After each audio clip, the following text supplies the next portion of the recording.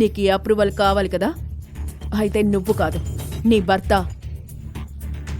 Staff అందరి ముందు చేతులు జోడించి ప్రాధేయపడుతూ ఆ అప్రూవల్ కోసం అడుక్కోవాలి. Ramya, stop it. అరవకు. బయటికి వెళ్లే దారి అక్కడుంది, నువ్వు వెళ్ళొచ్చు. నీ భర్తను కూడా వెంట తీసుకువెళ్ళు. ఇక వెళ్ళు.